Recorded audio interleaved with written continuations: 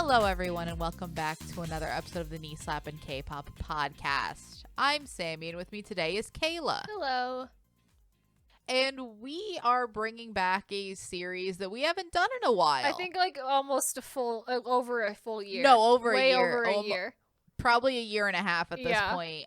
We're bringing back our First Contact series, which is just where we take a K-pop group, talk about this is a series we sort of stole from Dan. Yeah. Because this was his brainchild, and we're like, no. Well, then, yes. And then we took it and we did other groups with it when Dan wasn't around. Yeah. And also butchered it and made it something almost entirely different. And now that we're more than a year removed from it, we can't remember really what the format was. So we're just going to kind of do what we want with it now. Plus the fact that this week's episode is about JO1 for our little mini J-pop series, which is this episode and next week's episode. Yeah, so March is like a pseudo J-pop month, and by J-pop month we mean we have 2 episodes on it because 1 week of this month is taken up by the Scandal Iceberg and another month is a company review. So we got 2 weeks left for J-pop, so here we are. Yep. So, and we thought it appropriate to just do a full episode on JO1, as if we don't have enough of those. We don't talk about JO1 enough in literally everything that we do, so we were just like, let's make a full episode for JO1. Look, this is just a full love letter to JO1. We adore everything about this group. This group went from being something that we were scared of to now just one of our favorite things.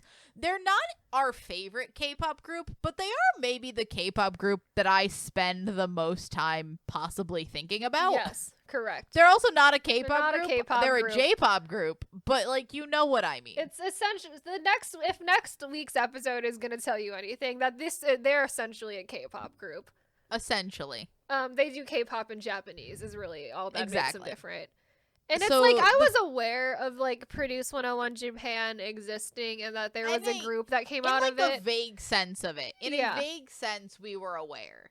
I wasn't following the show at all, or JO1 when they actually debuted, because I was like overproduced and it was J-pop, so I was like, I don't really care that much. And like, I think we were far more invested in the downfall of X1 and Korean produce, yeah. Yeah, and that was happening around the same time that we're like, oh, this is far more interesting. And plus the fact that like, no one in K-pop was really talking about it. Nope. Which is fair, it's not K-pop. It's in Japan, yep.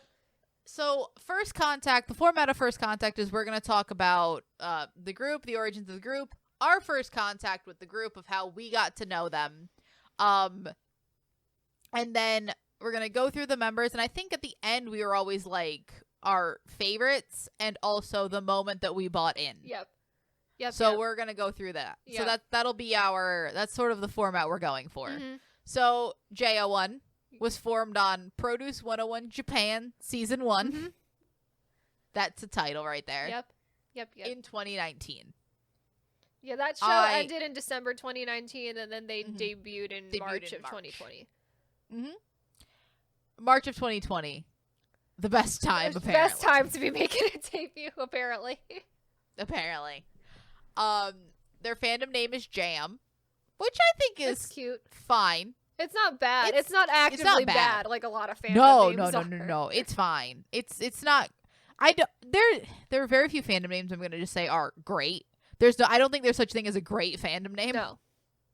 They're mostly just fine. It's fine. It doesn't sound actively bad, so like we're going to call that a win for them.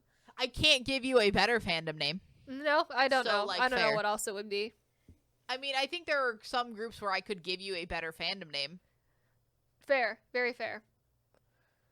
So they're under a company called Lapone Entertainment. So this is essentially a company that was created to like essentially have these produce groups, because I&I is also under them now. But this company is half owned by CJE&M and half owned by a Japanese company, which is why you see them on a lot of Mnet things, and they also go to KCON, and they do a lot of like basic Korean K-pop things, because they are half owned by CJE&M and have like direct connections to K-pop.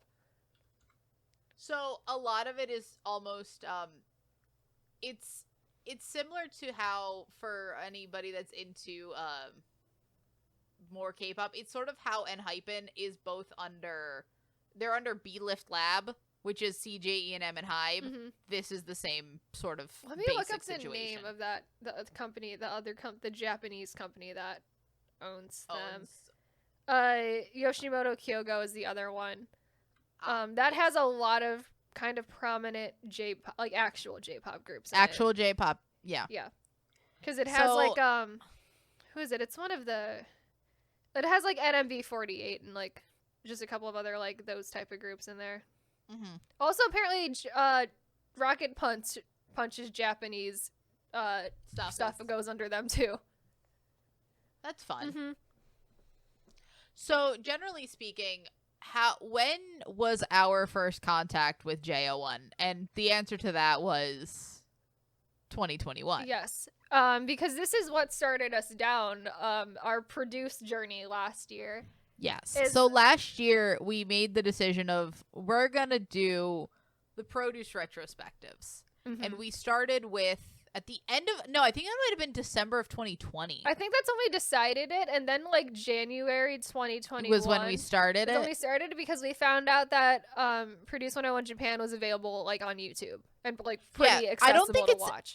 I don't think it's available anymore. It's definitely not. But at the time, it was just on YouTube. At the time, we found, I think it was an unlisted playlist. It was unlisted, yeah. It was an unlisted playlist of all the episodes. And there were 2 seasons of that show that we actually did not skip through. We watched the whole thing. Yes.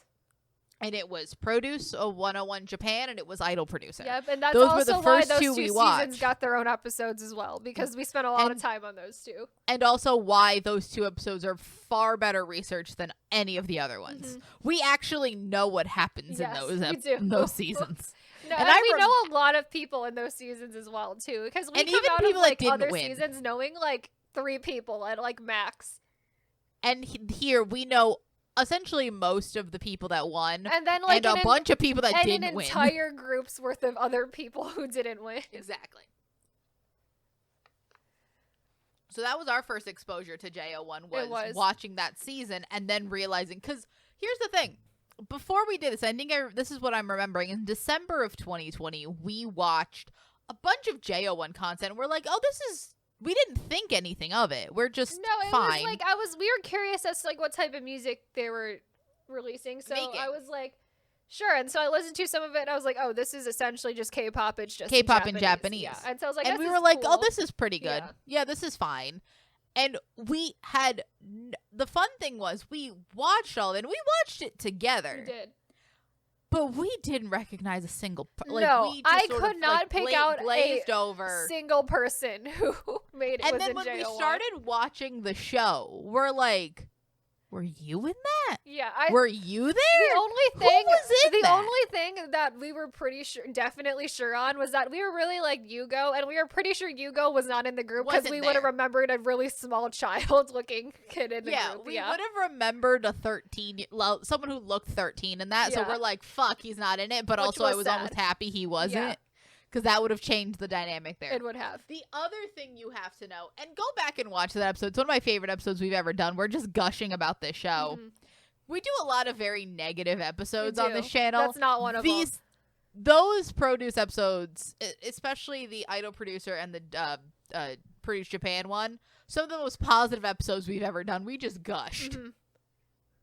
This will be another very positive episode. Only positive vibes here for JO1. Only positivity. Mm-hmm. But we watched that season and we were so positive that Ren was centered. Yes, because he was just perfect. He was so good. We were like, how is he not? Like, he has to be. We were in love. Yep, and then so Lucas was sort of like aware of the fact that we were watching it together, and then Lucas is Lucas is like actively Googling stuff about them in the season 2 because we were watching it unspoiled essentially. Mm-hmm. And like the fact that we had seen a bunch, because we stopped watching anything JO1 related until we had finished the season. Right. Considering the fact that we were watching all of it, we decided, hey, we can't do this in a day. We watched it, I think, over the span of a week. Yeah, I believe it was definitely like probably only a week. Yeah, we watched it over the span of a week, but it took more than like the 2 days or the 1 day it takes us to watch this. Because we were actually watching it. Yeah, we watched We the watched whole like thing. an episode and or then, two a day. Yeah. And then by the end, Lucas was like, "Oh, the finale will be fun." Yeah. So And we're like, "What does that mean?" So we live streamed the finale, and so he watched that with us, and then we get to the center reveal, and Ren is not the center. And we just go off. We're just like, how on earth did this happen? How on What earth happened? did people allow this to happen? Who allowed this? Who let this happen? Mm-hmm. So that was our first exposure. And then from there, we went back and watched a bunch of the other... Yeah, so essentially the night after we finished the finale, we went on a discography listen of them, and I was like, wow, they're like really good. And we had already been in discussion while we were watching it because we were having such a good time, and like we had like a lot of connections to like really liked the members who are we seeing on the season. We're just like, does this mean we have to buy a J-pop album now? And I was like, yeah, probably. They're on eBay for like $10.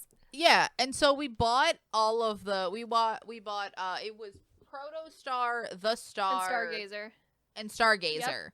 Which were the three that were out at the time, but they weren't new. So we bought them used, opened, no photo cards in them, obviously, but we have them for like $8 to $12 a piece. Yeah, $8 to $12. They weren't that bad. We got them. Yep. I was very happy to have them. And then we started getting the it was the Chaser, right? The Challenger. Sorry, it was Challenger. Yeah. Where it was like, I think maybe a week or two after we finished watching Produce Japan. They're like, we're making a comeback in March. Yeah, and then sort of we ended up buying all of those albums, and we had this in the back of our minds of like, oh, but there's this new one coming out, and we were very excited. Yes. And then you found it on you found CD Japan. I found CD Japan, and I was like, this is where you can order them. And then I realized you can buy box sets of them. Of the jewel cases.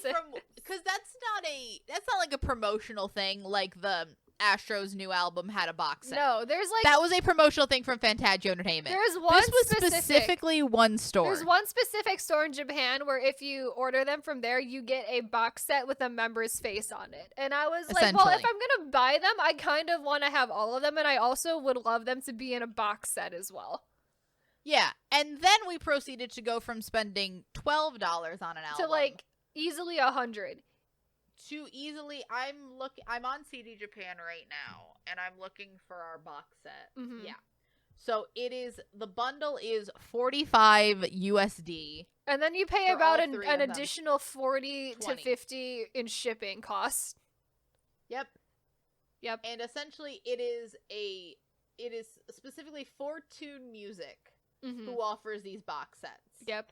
And at least for the first 2 box sets, so for Challenger and for Stranger, we didn't get to pick. No, Challenger only had Xi'an available for some reason, and it was like Xi'an box set, and I was like, well, I'm not gonna say no to that, but I would prefer somebody else. Yeah, like that's not the top priority of member to get, considering we're gonna buy one per comeback. Right, and then Stranger had a couple of different ones. But we ended up both getting Ren. Because Ren was available. And I think like Junki was also available, but like there wasn't every member. And then by the time we got to Wandering, it was like, now you can pick with a member that Which you member. Yeah. Because eventually for Challenger, I think because we're buying them through a proxy site. We're not actually buying them through to the actual store. Yeah, because we can't do that. Because we can't do that. So we bought them through this proxy site, and for that at least, it ended up being that after the release of the album, or very close to the release of the album, that is when they opened up and were like, here are all of the member box sets. Yeah, and I was like, and we're like, fuck. Shit. But also the fact that we're too scared of just not being able to get it, because that happened to us with one of the Orbit albums. I know, that's why I don't have There's one Orbit album we don't have. I know, and it's upsetting because we didn't jump on it fast. Enchant, we couldn't get Enchant because we didn't jump on it fast enough. It upsets me. It's upsetting to this day. And then it was like in between Stranger and Wandering is when I debuted. and INI's box set pre-orders went up, and that's when they had the selection of like you can pick any member you want, and I was like, if they don't have this for JO1, I'm gonna throw hands at somebody. CD Japan will be getting a very strongly worded email. But then they did. After that have the here you can pick whatever member you want the box set of, and I was like, thank you, that's very helpful. And so now we're on this track where we're gonna collect box sets until we have one of every member. Exactly. This is what we're doing. And plus the fact that we didn't get an Orbit enchant is why both of us bought both versions of Alter Ego. Yep. So that's why we own both of them. And then that is there we go. So we own full JO1 discographies. We do. To this point. We'll continue to do so for the foreseeable future. And the fact that this group has so quickly put both of us in a, because I don't buy all versions of like a lot of groups. Most groups I enjoy. Like I'll buy, because K-pop albums are so expensive. But they're also so well packaged that I'm like, well, it's going to cost me maybe the same amount of like it costs about $70-something to get the JO1 box sets. It would cost me about the same amount of money to get 2 to 3 versions of a K-pop release. From like a from like any K-pop shop that like we're using, like a Music Plaza or something like that. Or even like Amazon if I'm really desperate. All of that seems like it's about the same price. But like if you look at the type of we're getting what I'm jewel gonna get cases out of there, in the Japan we're getting ones. a jewel case. Yeah, we're getting a jewel case in a box. Or I'm getting like these a like full very photo pretty, book and like all sorts of other things. Full photo book with like multiple photo cards and random other things. And they're like big and nice and look like they can be put on a shelf. Without the box sets, those CDs look because even the 3 that the both of us own that aren't in box sets, they look kind of sad. They do. It's mainly the fact that I don't think those were offered in a box set because I went back and looked and I'm like, can I buy box sets of these? And I'm like, no. The answer is no because they didn't exist yet. So that this is a new thing, and I'm very happy that it does because it does actually make the JO1 shelf look better. They look really nice, and now that I've started, I cannot stop. No, it's a bad habit now. We also, essentially, the two of us are also buying like most merch. JO1 merch because we both own the light stick, and we also both bought their concert DVD. So considering also the fact that it will be region blocked and we can't and it's just like I bought that to have it, and that's really all that is, but. I'm gonna have it now. Again, we're fully on the support train. They deserve my money. They do. More than I do. Exactly. So that's sort of where we are in terms of fandom of JO1. We're pretty big in there. Pretty deep into that, yeah. We're real deep. And so, do you want to go through the members now? We're just going to go through the members one by one, give general opinions about them and why we like them and whatnot. This is an age order, too. Age order, so yes. We start with Sho, our lovely boy. Lovely boy Sho. He's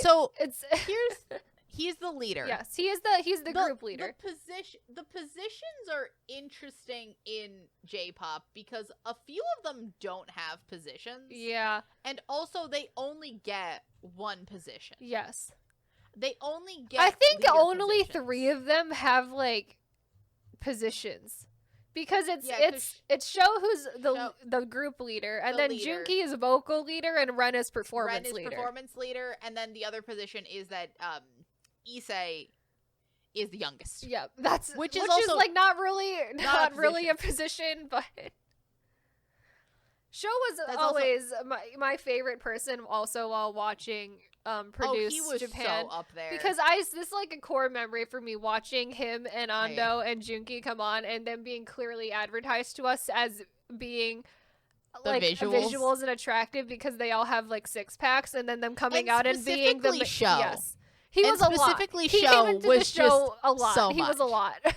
We were having so much fun with him because he was just absolutely ridiculous. He like came on and was like literally about to like rip his shirt open from like the second he stepped onto the show. Not just that, but like doing like push-ups and doing, because the entirety of that was like, it was very much like old school produce where they would come on and then it's like interact fight for the everyone for the center comes chair. in fight for the center chair, and everyone comes in, and then you start the auditions. Yeah. And watching all of that is sort of what made us fall in love with all of these people. Yes. And then Show was like arm wrestling and doing push-ups, and that was always so much fun. Mm-hmm. I loved He it. was great. And then it's just And like then the just duality of them being here and me thinking they're just gonna be here and to be attractive and they're gonna suck, and then being the absolute like vocal powerhouses of the season That he is. was wild to me. Not just that, but like absolutely just loving the like we genuinely were like, they're not gonna be good. No, like they're here for they We're reminded so me so upset. much of like the YGK plus boys who always come in Yes. and are there to be tall and And can't attractive, sing. and then apps can't do anything at all. The Lemon performance was just It's so great. good. It's one of my favorite things ever. It's our award for best vocal performance in a produced series all of ever. produce. It's great. It's not even that great. It's not but even it's that so good, but Show is there and he was doing a great job. And then like we were so excited because we had an idea of who was gonna be on the in the group, and we're like, Show has to be. Yeah. there. He's set up to They be need there. him there. Because it ended up being because the three people that came out together were Show, Junki, and Anda, Yeah. and we're like one or Show has to be there, He has and to then be. either Junki or Anda have to be there because they do need the vocals. Mhm. And we were sort of happy, but not all three of them are going to be there. Right. And it sort of played out how we thought it was going to. And I think Junki fits into JO1 better, and Ando, now that Very he's in well. orbit, I think is like that what turned out great for both of them. So, and I think Oh, they yeah. fit better in those respective groups now too. Oh, yeah. So next we have Ren. Ren is our Rob center. We love Robbed. him. Absolutely robbed. He's the performance leader. He is the performance leader, as he should be. He was a former backup dancer before he went on Produce Japan. He did backup And he dancing did for a a- lot of K-pop groups. Oh, yeah. He did backup dancing for, like, Pentagon and for Shiny. Like He also did backup dancing for FT Island somehow, which is confusing. Which, again, but I sure. still don't know when don't know when FT Island had backup Yeah, that's dancers. what that was still my need first to thought. I'm find like, that. I can't recall a time where FT Island needed backup dancers, but all right. He would be in competition for best center of Produce as a whole if he were the center, which we oftentimes forget that he's not because he just has center energy. He does, very much so. The other thing is that he is the best dancer. Easily. So yeah. often they do place him in the center because he is the best dancer. He's kind of like a pseudo center anyway because Yeah. JO1's a permanent group and isn't disbanding like a lot of the other produce groups do. And, like, They can't really. All of these people are in one company. This is not a company trying to vie for more screen time for their idol. Yeah. And also, really, most people have sort of forgotten like what position everyone came in. Like, Show came in 11th place in produce. Barely made it in there. whereas barely made it in there, considering that there are like 12 of them. He came in 11th, and there was He came in 11 There's number. only 11 11th out of Sorry, 11. my brain is. He's 11 out of 11. He barely scraped in there, which was shocking when it happened. It really was. It was very like scary for him because I'm like, if he's not here, I'm gonna riot. I'm teetering. Like, I'm teetering. I'm like having a time. yeah. And then Ren, it came in 2nd, Mhm. which is insane. Yep. It's very upsetting. mean, but it's like and he then- gets to be center a lot of the time anyway because they're not really pushing Issei as a center as anymore at all because he's not, for number one, he's not very good at being a center, and number two, because they're continuously releasing as like a career as a group, it's not really viable to keep one person in the center that often. Plus the fact that Issei is sort of taken more of a rap role Mm-hmm. as opposed to a vocal role or a like, because we'll get to the music that JO1 releases. JO1 sort of feels like a second gen K-pop group. They feel So late. instead of They feel having- late second gen, early third gen, like right in Yes, that that area. kind of sweet Yeah. spot of like, especially when we started getting into K-pop, it feels very Mhm. that kind of music. And we're just, it's one of those where like in K-pop, in this J-pop setting, his role in the group is not what's getting the choruses. Not at all. Yeah. It's not what's getting the big parts. Mhm. He gets more of the verses. Yeah. Which is fine. But I do think that is a benefit of them, is that they're not trying to force who the people voted to the center. They're just making good music with the 11 people that they have. Right. And I think that's honestly great for them. Oh, it's so good. So next we have Rookie. Rookie, Yay. if you remember, had no idea who this man was when we were watching Produce. No. Absolutely no idea. Because there's so many people that, like, immediately caught our eye. Yeah. Rookie kind of was quiet. He was not Rookie one of was them, more but he was subdued. consistently ranking in, like, the top 5. And we're So like, high. he's probably going to be there. Do I remember him? Not at all. He ranked 6th. Yeah. And sort of after... Because he was always very much the, like... Because there's always the member of the K-pop group that everyone calls, the princely one. Yeah, that was which him. is the very conventionally attractive one that's, like, very sweet and soft-spoken. An Eunwoo type, if you will. Right. That kind of... a Rowoon type, if you will. That kind of vibe to them. And that was Rookie, which in a show like Produce is not going to get you the most screen time because you're not loud and boisterous, and there's so... We'll get to some of these people. But, like... And then we went back and watched Happy Merry... Because we remembered Happy Merry Christmas. Yes. And we went back and we're like... Oh, he's the only person we cared about in that performance. And then the fact that JO1 has that one take Happy Merry Christmas music video, and he's like right at the beginning pulling the tablecloth out of because the he's thing. like the one. Because he is the Happy Merry Christmas. It's his song. Yeah. It's his song. And then post Produce, sort of when it's only the 11 of them together, he's sort of able to be much more boisterous and out there. He's personally become my bias in JO1. And it's just he's adorable. He's so cute. He's so sweet. He's so cute. Love him. He is a little prince. We love him. Oh, he was also, I think this is also the reason why he was so popular on the show initially, because he was a former trainee at Johnny and Associates, which is, like, one of the only, like, big companies in Japan that puts out boy groups. So I think a decent amount of people knew him because he was there before he went on the show. Yeah. Because generally speaking, when you get onto Produce Japan, you cannot have a company affiliation. Yeah. So he had since left that company, but still I think had people remembered the him association. From being there. Yeah. Because apparently it takes you 20 years to debut. Yeah, under we'll Johnny talk about and this more in the next episode. But real J-pop is confusing, and it's a lot. We're not into real J-pop. We're into this We're J-pop. into essentially K-pop style J-pop, so. K-pop, but done by the Japanese. So next we have Junki. So Junki is the vocal leader.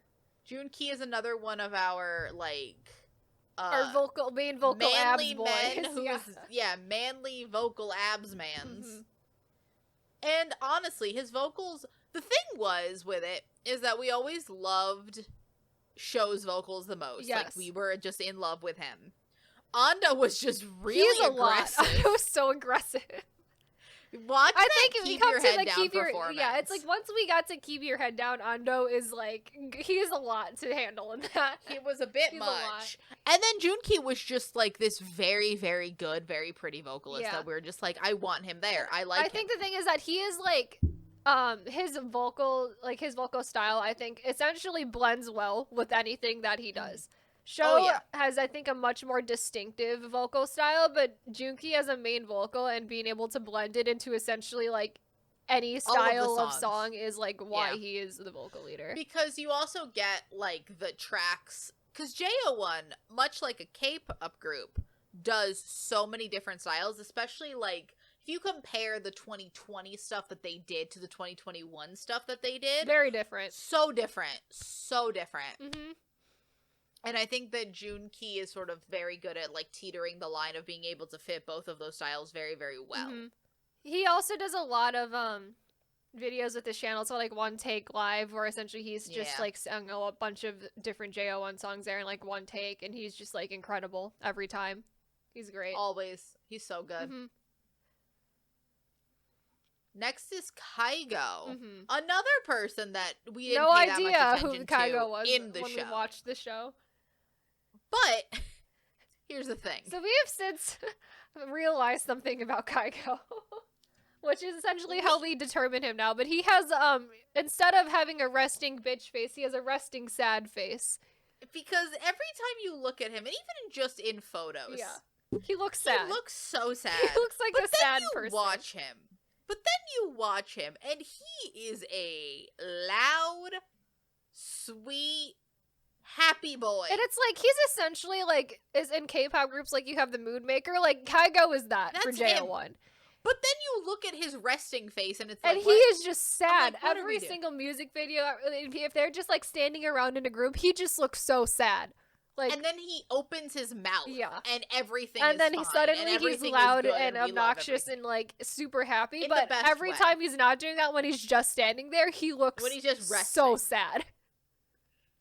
And it's not in the way of like how a lot of K-pop, especially recently, some K-pop idols will be like, "See, they broke for a second." It's like not that. No, because this is it's a consistent. It's literally a consistent. Every time he's just standing there, he looks sad.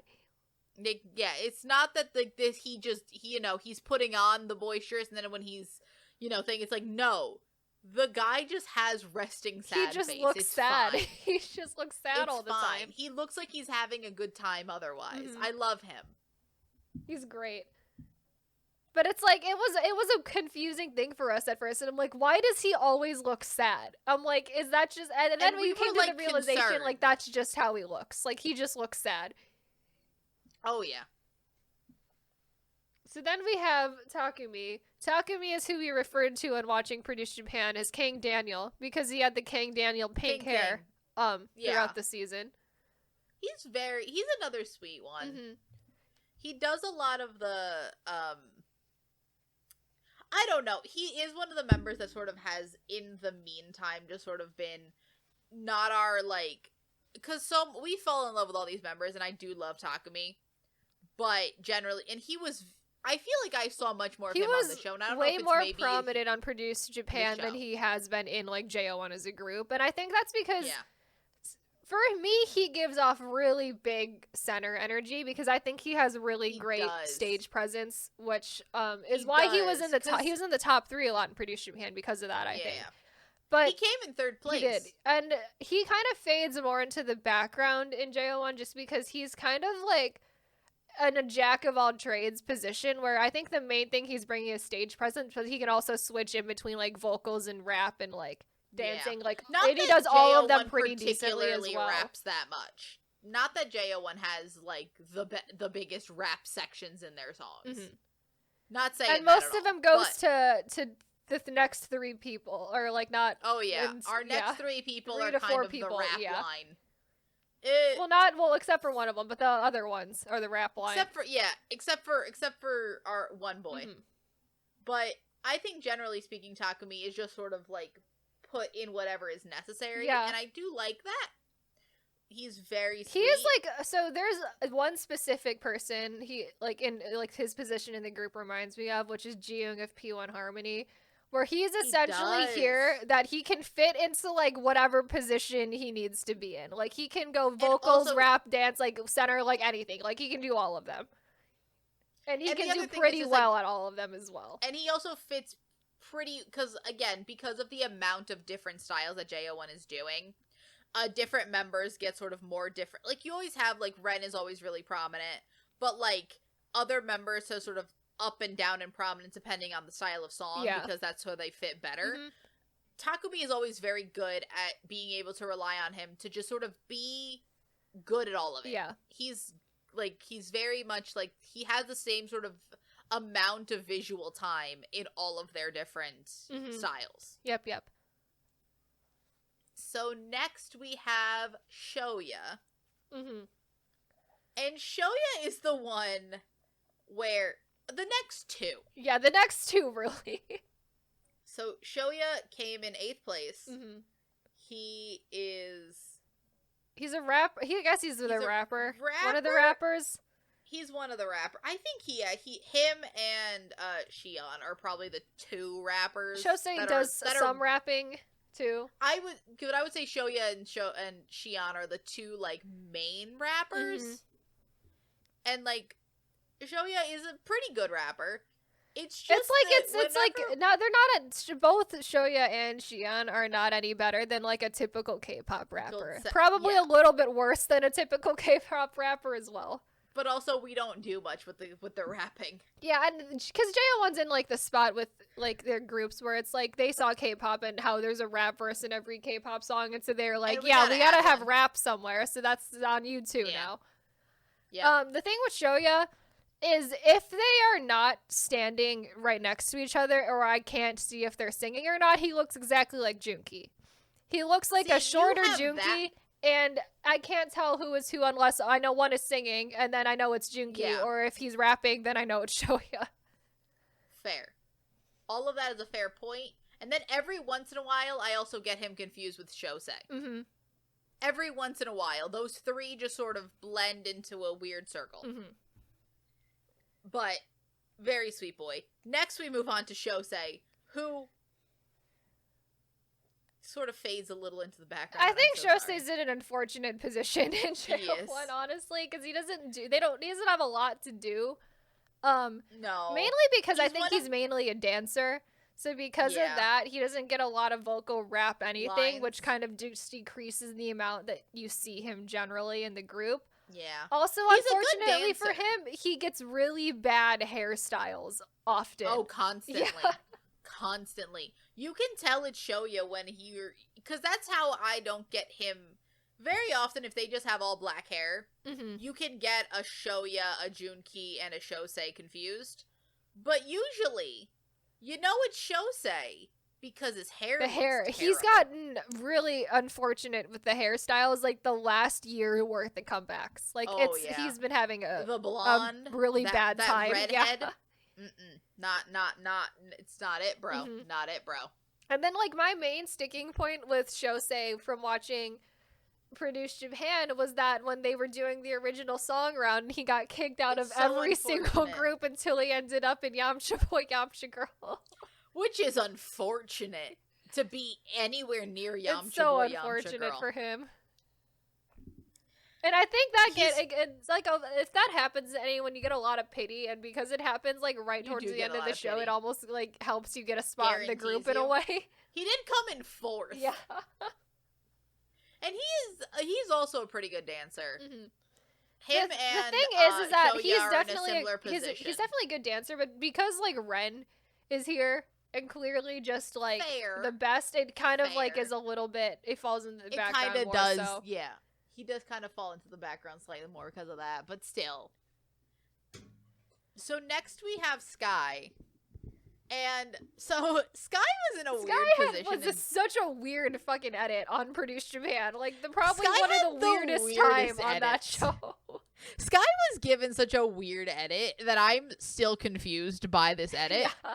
Because the first time we saw Sky, we're like, because he auditioned with a person. I don't remember this person's name. The other person ends up being incredibly unimportant to the season. The other person's name was Sora, because the whole thing was because it was both of their names were essentially Sky, because Sora is Sky in Japanese, and his name is just the English word for Sky, but in Japanese. Yeah.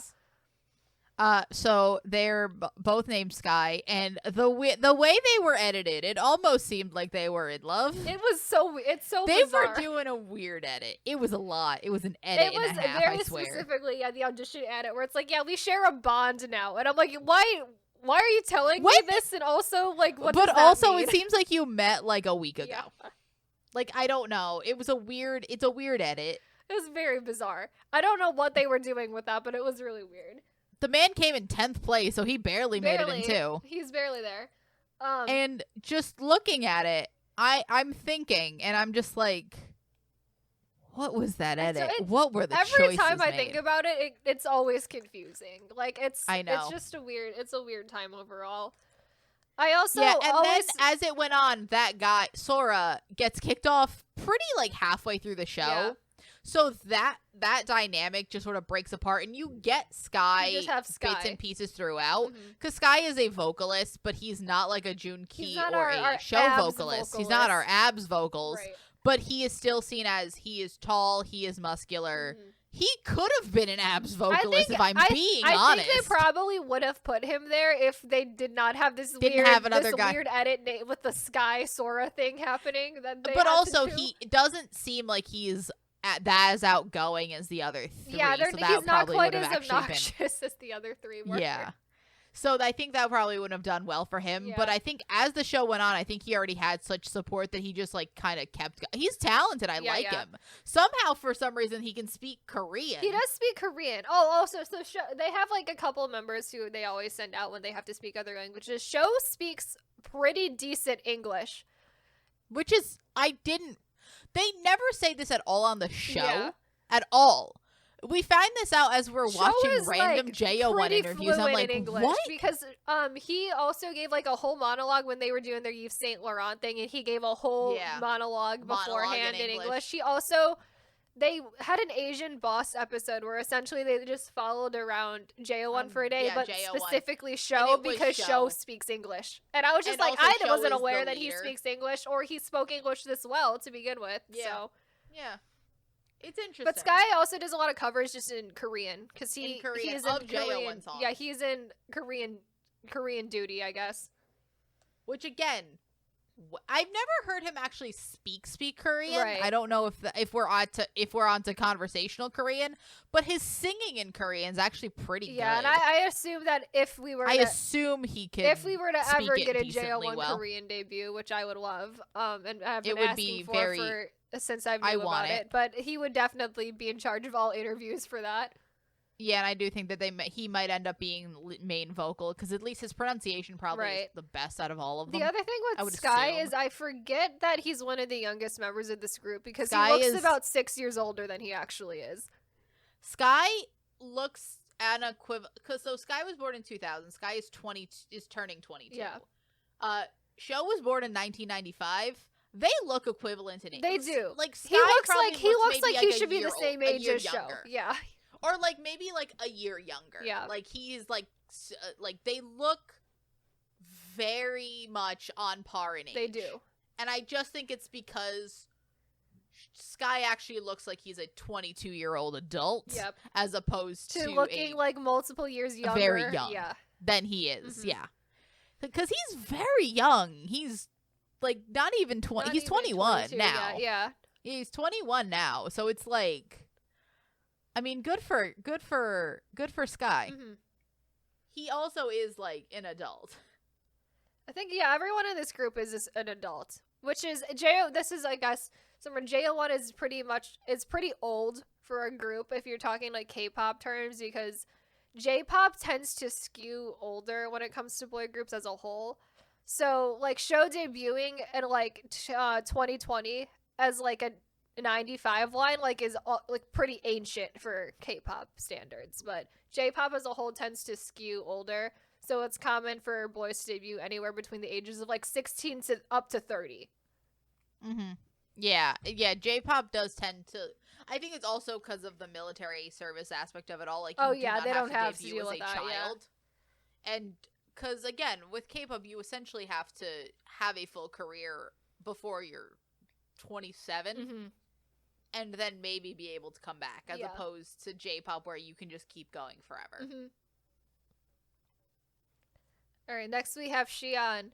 Xi'an, if you remember from our episode on Produce Japan, is our anime protagonist. We did call him. He in a way still gives me anime protagonist vibes. Just now he's in like a team. Honestly, it's an ensemble piece. He like just every single time I see him, I'm like, this man is an anime protagonist. Like I don't know how to put it. He just is. His entire life he's an anime protagonist. Exactly. He just has those. He is living his life to the fullest and just doing what he wants. He is. He is a main rapper. He also admitted pretty recently that he learned to rap on Produce Japan. Show. And then he was like, I guess I'm the rapper now. And here he is.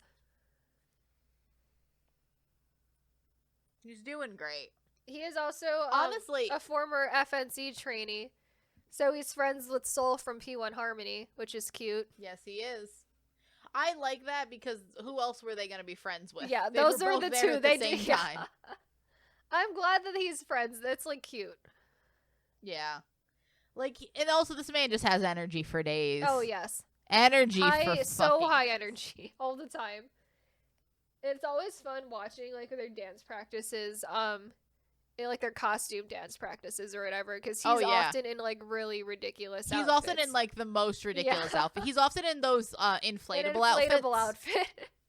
Which again, watching people dance in an inflatable outfit is hilarious. I love it. Those are great. So otherwise speaking, we're on to our last member, Issei. He is our center boy. He came in first place. Yep. He is who we called fake Ong Seung-woo the entire time we were watching that show. The original. Because the man, looking at it, looks identical to Ong Seung-woo in Produce Season 2. He is Ong Seung-woo. He is Ong Seung-woo. And considering the fact that we got no Ong Seung-woo content last year, I saw more of him than I did of real Ong Seung-woo. Substitute Ong Seung-woo.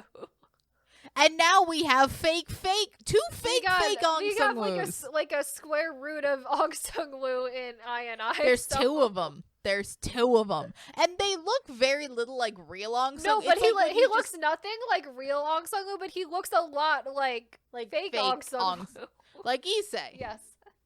So that was really where because this man auditioned by himself, and we're like, Ong Seung-woo? Yeah, I saw it. I'm like, does this man not look exactly like Ong Seung-woo?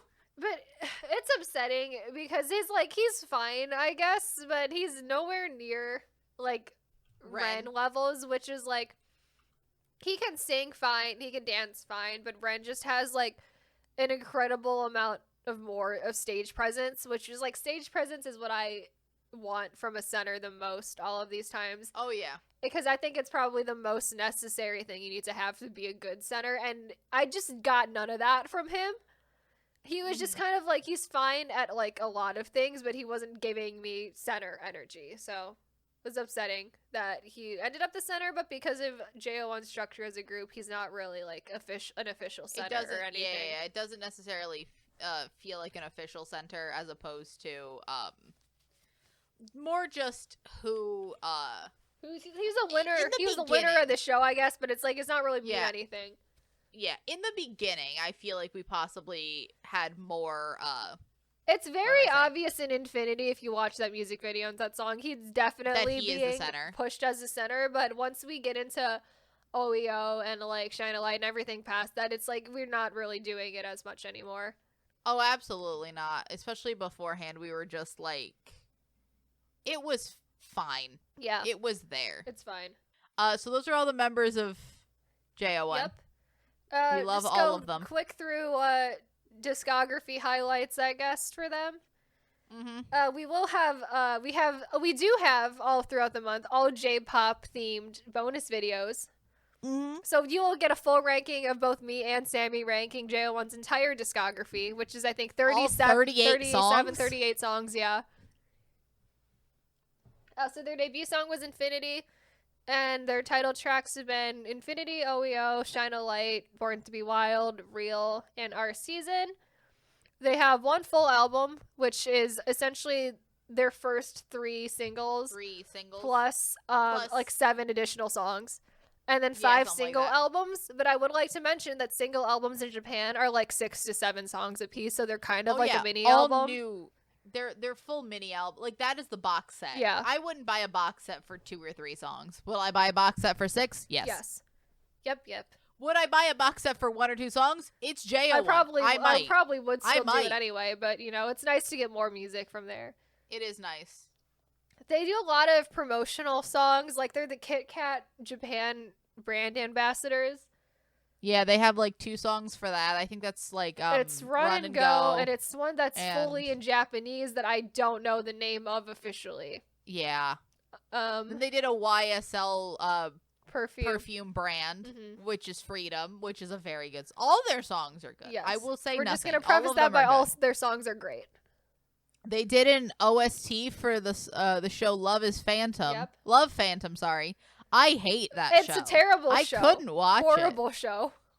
mind you, I watch a lot of bad Japanese shows. That one was too bad. It's like I couldn't do it. Even get through I it for couldn't that. do it. Yep. I couldn't. I really was not about to do that. Not for JO1. No. But it is maybe one of my favorite JO1 songs ever It is made. one of their best songs. It's a great song. It's probably their best show. B-side. Yeah.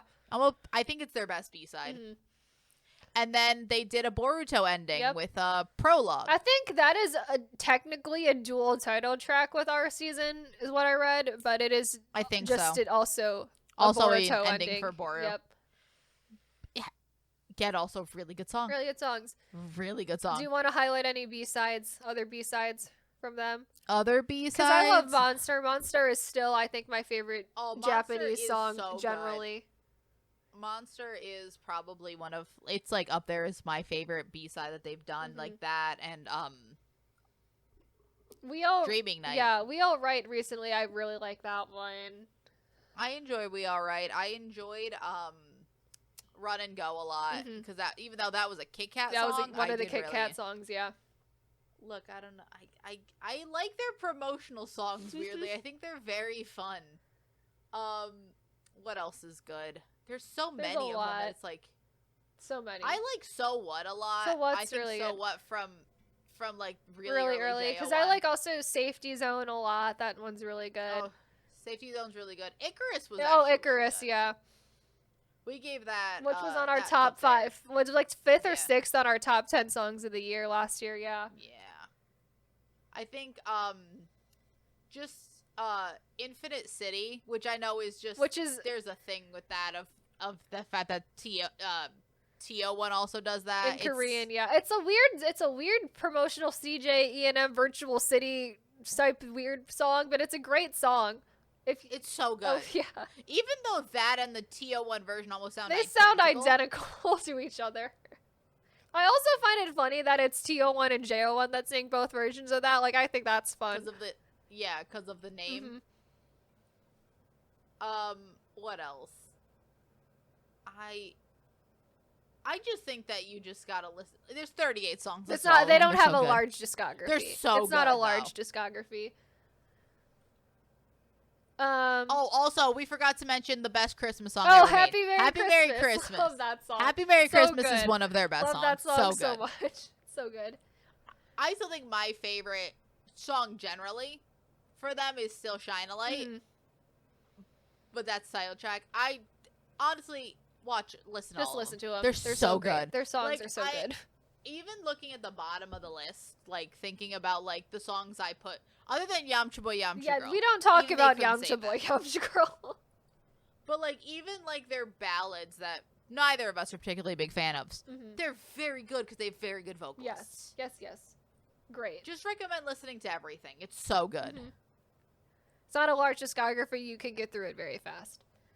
Very fast. They've won a lot of awards. They win, like, essentially because they're one of the most notable, like, sort of K-pop, directly K-pop related J-pop groups. They win a lot of Mama awards because it's like we have to give an award to a Japanese group. So now, but also CJ is not gonna give it to not one of their own artists. So JO1 just gets that a lot of times. They gotta split it with I now, but one of them is gonna get it every year probably. It's fine. I need them to I need them to continue to give all of these people comebacks. Yes. CJ do not neglect JO1 now that you have I know. I swear, I will throw hands. I'm waiting for stuff for both of them because both of them had comebacks like late last year because I was in November and the JO1 was in December, so now we're just waiting for more. This seems like it should be around now. It is like about now we're expecting more from both of them, yeah. I'm so excited. I'm so excited genuinely for both of them, honestly. I know, because I is like different style, but they're still very good too. I know. I want COVID needs to go away so we can do come to KCON. Well, no.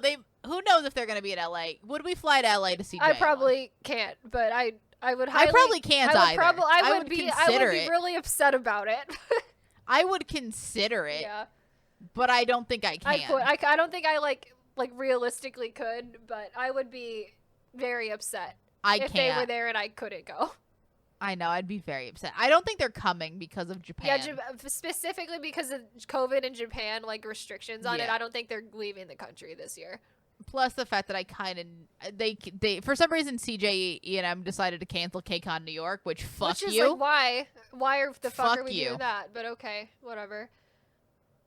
But like generally speaking, I would be so pissed if I couldn't see them. I know, it's so upsetting. It's so No. upsetting. Go on tour, JO1. I'll buy. Yeah, just go on a world I will tour. buy. Genuinely Please. speaking, I will buy an expensive ticket. I would attempt to buy at least the most expensive ticket available for them. Like I would do that. Same. We would both attempt to buy very expensive tickets for this. Yes.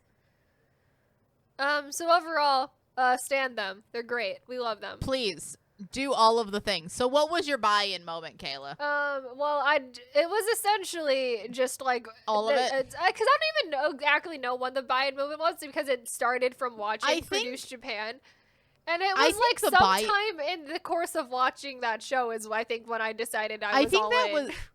Yeah, no, I think it was because this is different than like how we usually, at least for me. Yeah. I think from our conversation, same thing for you of just like we mainly start standing from music and then to personality. Yeah. Because usually I can't stand a group where like the personalities are fun and I don't love the music. Like that doesn't usually work for me.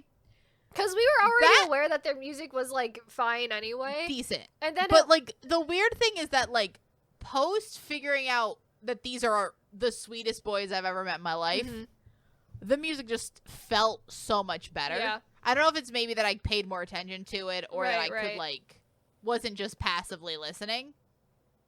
But, like, and overall the package just becomes better when you love the people. And it was like everything happened with JO1 so fast, especially in the way that we happened it, because it was like we watched Produce Japan, and then we bought their albums, and then we listened to a whole discography, and then like a couple weeks later, it was like comebacks happening in March.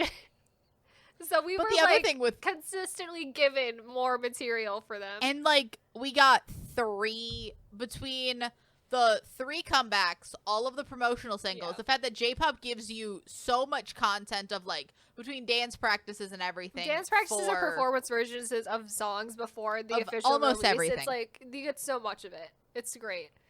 Yeah, and then just the only thing I don't love about JO1 is that I'm sitting here watching content with no subtitles. Yeah, that's the big downside is you can't watch a lot of extraneous variety stuff because they don't subtitle in English, but it's subtitled in English like months after it happens. Like right now, I think a lot of their summer stuff is being like all of the summer stuff has been translated. Right, because they do have but like none of the Christmas stuff is translated. There's like a subbing team that does work on it, but they're only like so many people and doing that in their spare time, so I don't think it's anything that, you know, no one's really out here just devoting all of their time to it. Right, and then like even though if I spoke Japanese, that's all I would do. And then like Lapone themselves like isn't giving subtitles either. No. So, but it's like honestly, I don't even care that much that I can't watch. No, I'm okay with just watching it unsubtitled. Yeah, honestly, I've watched a lot of stuff for them just completely without subtitles. Oh yeah.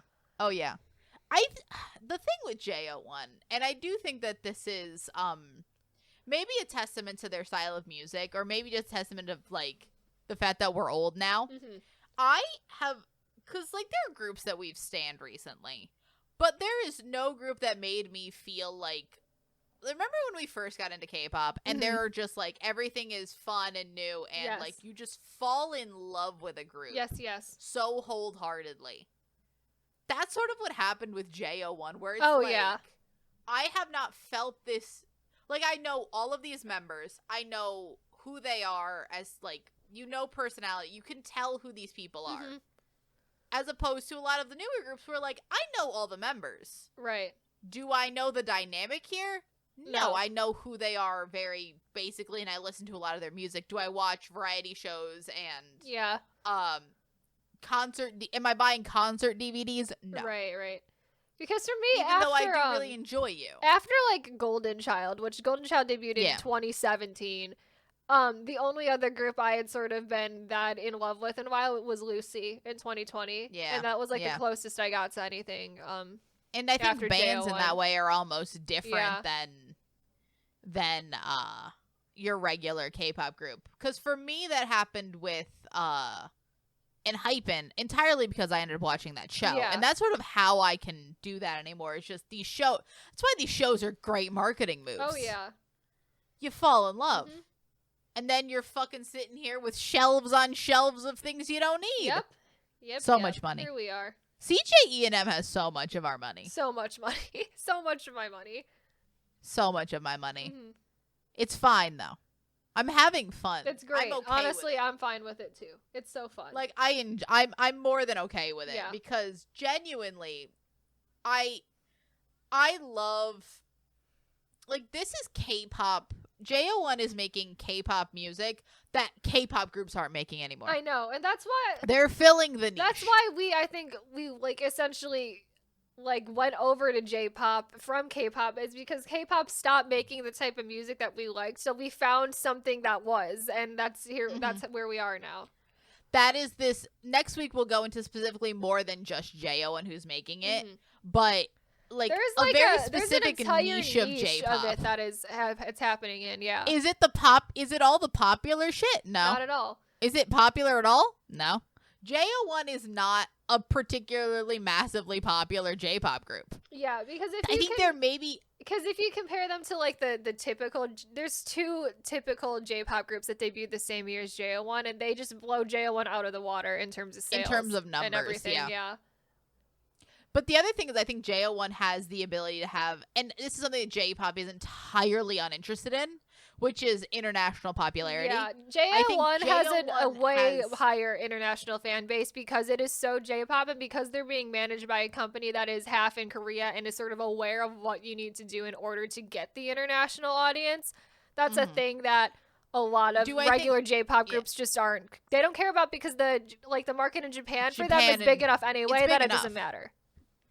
And I do think that JO1 has the ability that I think that COVID really ruined what I think a lot of the plans could have been for this group. Oh, yeah. Because I do see them debuting in Korea and I think it's a gimmick that if they debut in Korea.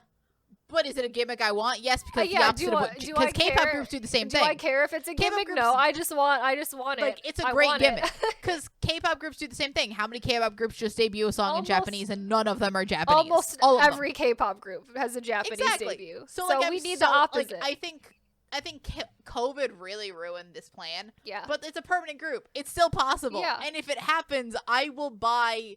The fact that if I was ever able to buy any of this on Music Plaza, this is when I buy 40 of this. I buy one album for every member. For every member.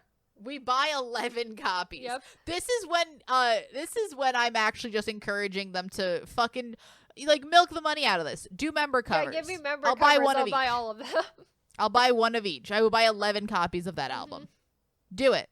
Please. I call my bluff, CJE&M. Yep. I'll do it. Do it. I'll give you that much money. Do you just want to... What's even better is if they also debuted in Korea and then I could buy like a signed copy off of Mwave. Oh that my would god, be even I better. would cry. I would cry. Just go, you can go on just Mnet's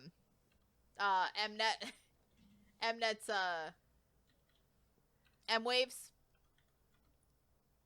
That'd be so good. That'd be great. I would love that so much. I blame COVID for all of this. I know.